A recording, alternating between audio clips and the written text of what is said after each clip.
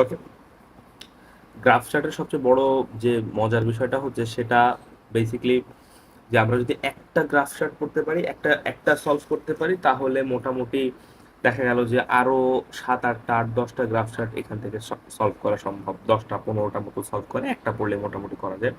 So graph চার্টের যে ধরনগুলো আছে সেই ধরনগুলো একটু যদি আমরা দেখে নিই প্রথমে, সেটা আমাদের জন্য একটু বেশি ভালো হবে। তো দেখা যাক এখানে যে 3 ধরনের গ্রাফ চার্ট আছে, একটা হচ্ছে পাই চার্ট, আর একটা হচ্ছে লাইন গ্রাফ, আর একটা হচ্ছে bar chart. Basically pie chart আমরা বুঝি যে গোল যেটা হয়, এরকম গোল যেটা হয় বেসিক্যালি, রাইট? এটা হচ্ছে পাই চার্ট। এরকম ধরেন এইখানে একটা ইয়ে থাকে এরকম। ধরেন একটা মানুষের খেলে কতক্ষণ, একটা বাচ্চা খেলে সারাদিনে তার 70% সময় খেলা করে, 10%, 20% সময় সে হচ্ছে কি বলবো, এই যে 20% সময় সে হচ্ছে পড়াশোনা করে, 10% সময় হচ্ছে সে খাওয়া দাওয়া করে। ঠিক আছে, এই তিনটা এরকম এই গোল করে যেটা দেবে সেটা হচ্ছে basically pie chart. Line graph, এই যে লাইন গ্রাফ আমরা দেখি যে এরকম দিয়ে এরকম দেন এই এই এই এই এই এরকম ওঠানামা করে এই গ্রাফের মধ্যে, এটা লাইন গ্রাফ। আর বার চার্ট আমরা এখন যেটা দেখবো, যে চার্টটা আজকে বলবো, সেটা হচ্ছে বেসিক্যালি বার চার্ট। সো আমরা সরাসরি চলে যাব বার চার্টে, আমরা সরাসরি চলে যাব বার চার্ট থেকে আমরা কিভাবে লিখতে হয় সবই একই কাছাকাছি লেখা। বার চার্ট, এই যে এটা হচ্ছে বার চার্ট, বারবার আকারে করা থাকে, এটাকে বেসিক্যালি বলা হয় বার চার্ট। তো এখানে কি দেখাচ্ছে আমরা একটু দেখে নিই। একটাকে আমরা যদি ব্রেক করতে পারি তাহলে মোটামুটি এটা দিয়ে সবগুলো করতে পারবো। বলতেছে দা গ্রাফ, এখানে খেয়াল করেন যে বলতেছে যে the graph shows the internet users of Bangladesh in the year of 2012 to 2017। মানে 2012 থেকে 2017 পর্যন্ত বাংলাদেশের যে ইন্টারনেট ইউজার্সের সংখ্যা ছিল সেটা পার্সেন্টেজ আকারে এখানে দেখানো হচ্ছে। বলতেছে এখন তুমি এটাকে ডিসক্রাইব করো, নাও describe the chart in your words. ঠিক আছে, বা তুমি তোমার মতো করে এটা কয়েকটা 80 বা 100টা বলে দেবে, এত ওয়ার্ডের মধ্যে এটাকে এক্সপ্লেন করো। সো তো আমরা কি করব, আমরা একটা গ্রাফ যদি মোটামুটি দেখতে পারি, প্রথম একটা গ্রাফ যদি আমরা ভালো করে দেখতে পারি, ভালো করে শিখতে পারি, তাহলে মোটামুটি সব বেশিরভাগই দেখা গেল যতই গ্রাফ পড়া হবে না কেন এরপর থেকে 70 থেকে 80% মিলে যাবে। অনেক অনেক ক্ষেত্রে দেখা গেল আপনার 100%ও মিলে যেতে পারে। ঠিক আছে, সো ওইটা নিয়ে কোনো সমস্যা না। আমরা মোটামুটি এগুলো দেখবো, দেখার পরে কি করব, অন্যগুলো ট্রাই করব। ঠিক আছে, সো এখানে দেখি প্রথমে আমরা অ্যান্সার করতে পারি কিভাবে। ওকে, প্রথমে আমরা কি করব, প্রথম কথা যেটা লিখবো সেটা এখানে দিয়ে রাখছি, দেখেন কথাগুলো এখানে দিয়ে রাখছি।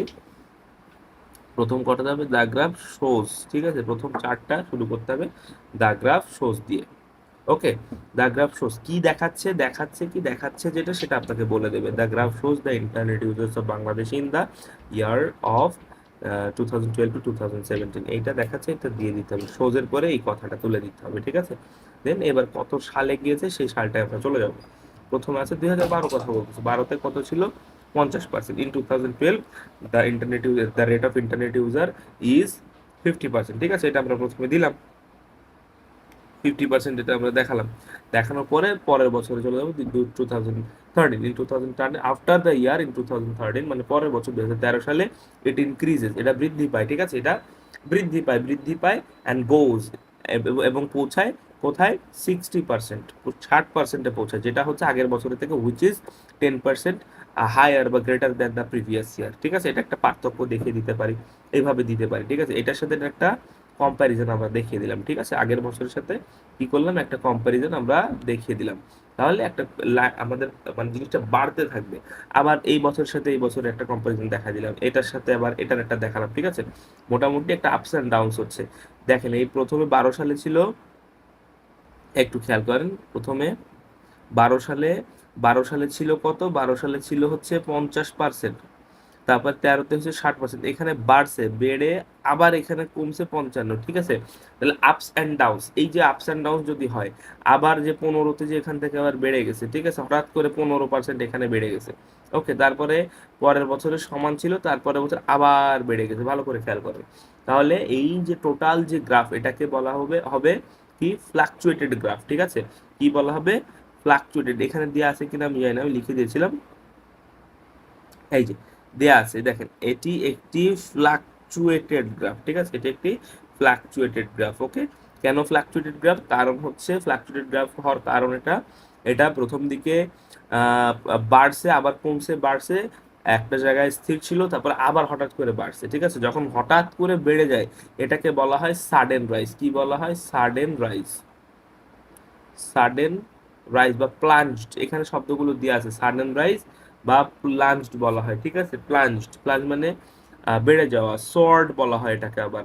ফল ব্যাক মানে হচ্ছে পতন ঘটা, ঠিক আছে। সোনার, সোনার যে দামের যে গ্রাফটা ওইটা যদি দেওয়া যায় তাহলে এখানে প্লাঞ্জড আর ফল ব্যাক শব্দটা বারবার আসবে। ওকে, আর লেভেলড অফ হচ্ছে, লেভেলড অফ হচ্ছে মানে সমান থাকা। যেরকম এই যে 2015 এবং 2016 সালে এই গ্রাফ লাইনটা লেভেল, লেভেল অফ ছিল, ঠিক আছে, মানে স্থির ছিল। তো এইখানে আমরা এই জায়গাটায় আমরা লেভেল অফ শব্দটা ব্যবহার করতে পারি। ওকে, তারপরে এখানে এটা প্লাঞ্চ ব্যবহার করতে পারি, 16 থেকে 17 যখন যাচ্ছে তখন এটা প্লাঞ্চ হয়েছে, ঠিক আছে। আর এই যে এই জায়গাটায় কি হয়েছে, এখানে বাড়ছে, এখানে কমছে, আবার এখানে বাড়ছে, সমান ছিল, আবার বাড়ছে। টোটাল গ্রাফটা যখন ফাইনালাইজ কনক্লুড করব তখন বলতে পারি এটা একটা ফ্লাকচুয়েটেড গ্রাফ। কি?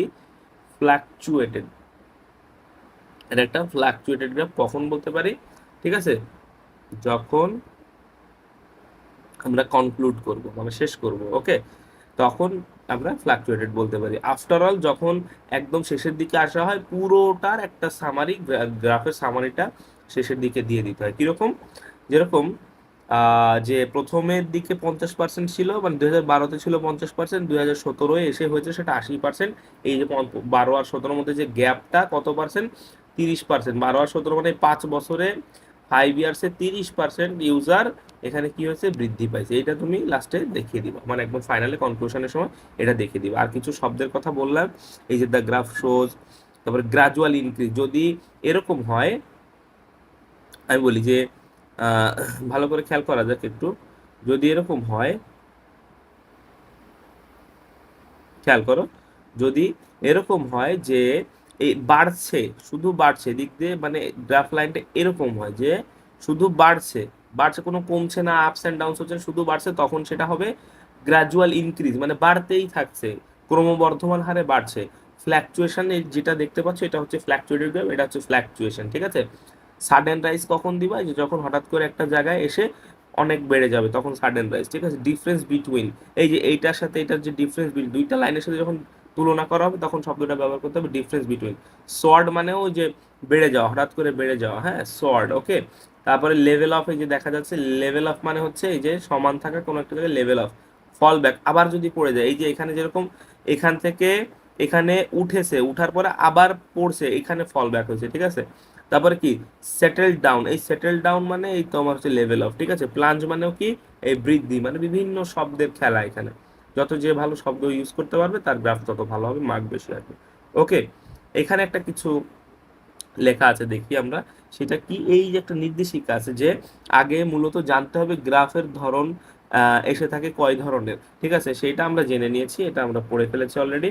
দেন এইটা তোমার যেহেতু তুমি একটু অ্যাডভান্স রাইটিং করতে চাও সেক্ষেত্রে এই জিনিসটা তোমাকে জানতে হবে। কমার ব্যবহার করে একটা সেন্টেন্সে অনেক বড় করে যদি লেখা যায় তাহলে কিন্তু অনেক ভালো মার্কস পাওয়া যায়, ঠিক আছে। একটা সেন্টেন্সে অনেক বড়, মাঝখানে কোনো ফুল স্টপ নাই, ভেঙে ভেঙে সেন্টেন্স না লিখে একটা সেন্টেন্স অনেক বড় আকারে লেখা শিখতে হবে, কমার ব্যবহার শিখতে হবে, তাহলে লিখতে পারবো, ঠিক আছে।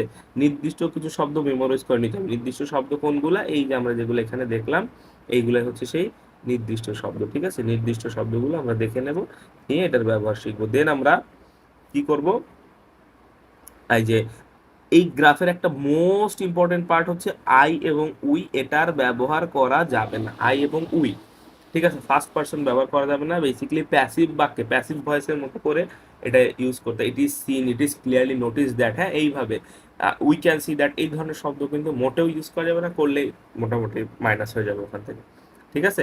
তাহলে মোটামুটি বোঝানোর চেষ্টা করলাম তোমাদেরকে। সো এইটা একটা গ্রাফ যদি তুমি পড়ো, এবার আমি এরপরে আরো যখন সময় আসবে, সময় পাবো, আমি তোমাদের একটা একটা করে দুই একটা করে গ্রাফ এইটার উপর বেসিস করে তোমাদেরকে দেখাবো যে কিভাবে এসছে বা কিভাবে এখানে আনসার করা হয়েছে। তো আমাদের যদি কোর্স নিতে চাও কেউ, সেই নাম্বারে সরাসরি কল দিয়ে কোর্সটা নিতে পারবো, গ্রামার কোর্স এবং ফার্স্ট পেপার টেক্সট বইয়ের যে কোর্সটা আছে সেটা। সো আশা করি বুঝতে পেরেছো। সবাইকে ধন্যবাদ। আসসালামু আলাইকুম।